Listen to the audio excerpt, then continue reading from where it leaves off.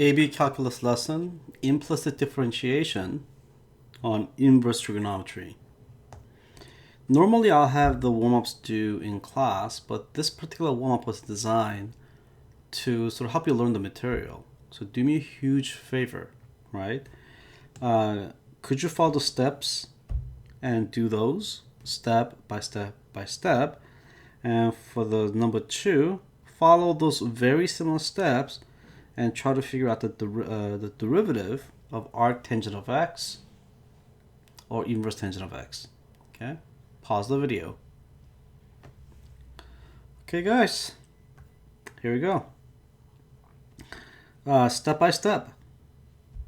So we solve for x, which means that this expression is sine of y is equal to x, and that becomes implicit differentiation because I cannot isolate y by itself, or it's inconvenient to do so, right? It's not very good. We don't know how to do this yet, so we're gonna have to do it this way. And we're gonna ddx both sides like this, right? And it turns out that that's cosine of y times dy dx equal to 1, solving for dy dx, and I get 1 over cosine of y, or secant of y. And then, looking at this thing over here, if you think about it, y is actually an angle, isn't it? And then x over 1 is the ratio. Guys, note this, we're looking at an acute triangle. So these things represent length.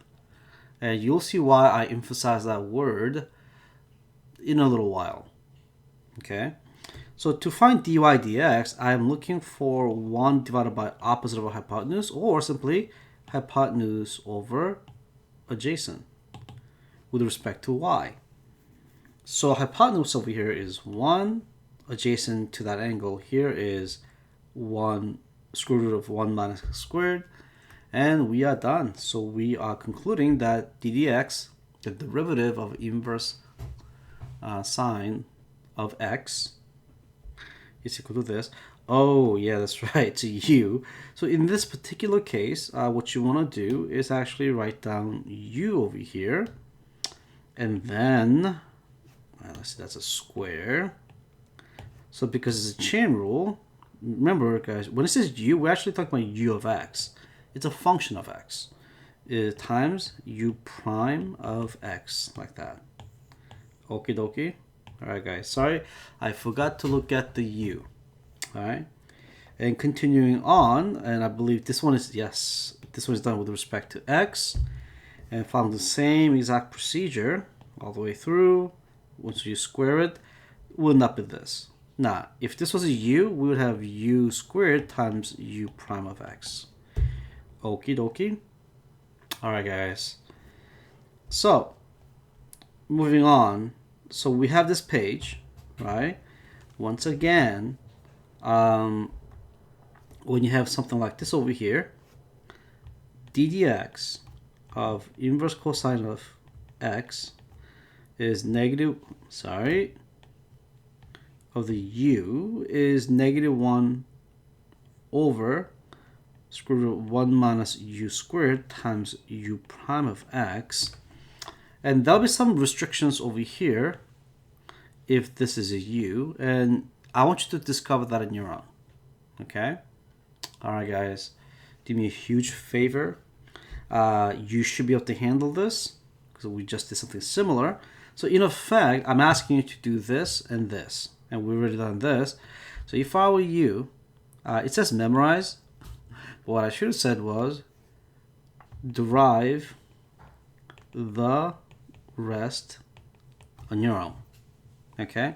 It's an excellent exercise. So I want you to do this one, and this one as well. Okie dokie. Alright guys. So go right ahead. Okay guys, coming back. This one is the thing that we're going to be using, and when you zoom in, oh my gosh, u is x squared. So we're using the implicit differentiation of the inverse trig function in 3 different ways. And let's get started. The first question, right? First of all, that is u. So I set it aside and found that du dx is negative 5. right? So basically I'm looking for d dx, the inverse sine of the u right here, guys, right? And then according to the formula that we had over here, that is this right here, isn't it? Right. And we find the derivative of the u, which is -5. Okay. You could have either done the formula, but me personally, I just prefer to do this for these kind of questions, right? And then I substitute the u back in. That's what I get. Simplifying this expression, that is it. Okay. B is a little tricky. B is a little tricky. I have to be honest with you guys. So in this particular case, I forgot this last time, didn't I? Oh, this one, actually. So anyways, when you have the derivative of the exponential form, we just copy that as it is, multiply by the ln of the base, which is over here, times the derivative of the whole thing. Boom. We just learned that. This one over here, right? But what we're going to do is we're going to go through the movement. So that is equal to, instead of the x, is 1 over u times square root of u squared minus 1 times the derivative of the u, which is x squared, which is 2x. Substituting everything back in, what do I get? 2 gets pulled to the front, right there, along with this. And then the rest is over here. And then we notice x over x squared. I got to cross cancel, but you notice absolute value of x, right? We'll come back to that in a second. And this one, I don't like to have this thing. If it cancels, great. If it doesn't, make it more compact, please. So it is ln of 9. Now, let me ask you a question. Why should that be absolute value? Why? Just think about this, guys. We need to make sure that this thing represents what? In terms of u, right? A acute right triangle. We need to ensure that it's a length that remains positive. So it has something to do with that, guys. Okay? All right. Here we go. So for this one, we know that square root of any u is, when you take derivative, it will be 1 over 2 square root of u times du dx, right? We know that. So this is over here, and this right there is the d dx of the inverse tangent of x plus 1, popping in the formula that we already have, but du dx is 1, and when you simplify it, that's what we get. Okie dokie. All right, guys. Why don't I add this? Because something that is not all that common is this right here. Okay, everything is actually okay. Okay, if I had, let's make it. Why don't I do this?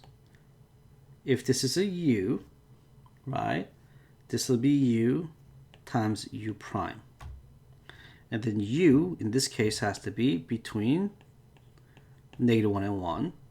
If it's cosine of u, this will be u squared times u prime, or du dx, right?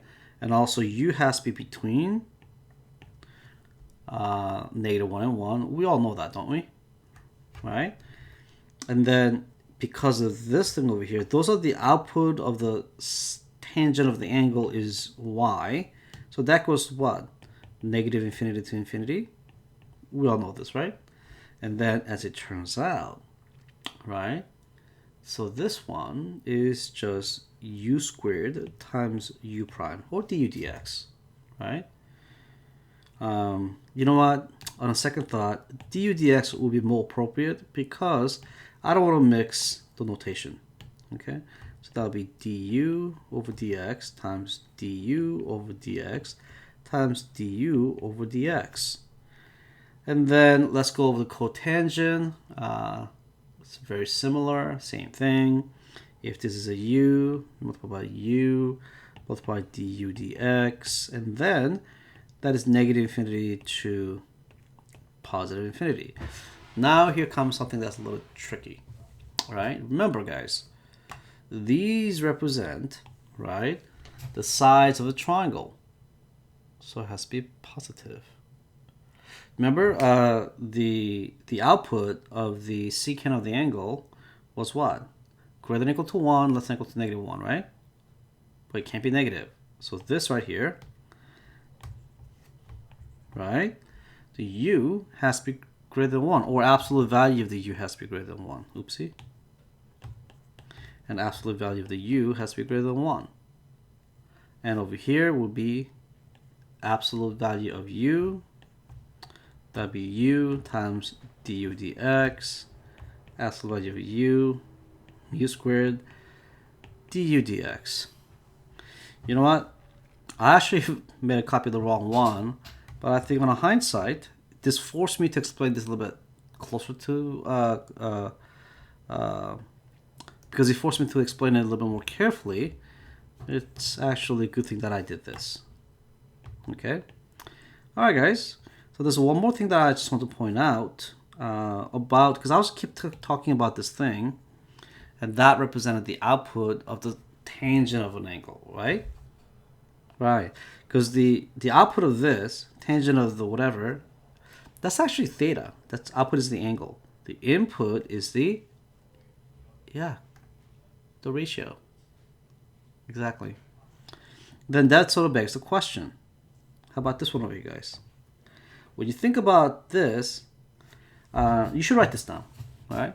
If you have inverse sine of y is equal to x, and you solve for that, so y cosine of x, and when you reciprocate this, is 1 over y, we get cosecant of x, and we inverse both sides, it shows that inverse cosecant of 1 over y is x, because they're both equal to x, as it turns out, guys. Inverse sine of y is same thing as inverse cosecant of 1 over y. Because remember, this is the output, this is the ratio. So because they're reciprocals, the ratio has to be the reciprocals. Now that you think about it that way, it makes perfect sense, right? Be careful. So common error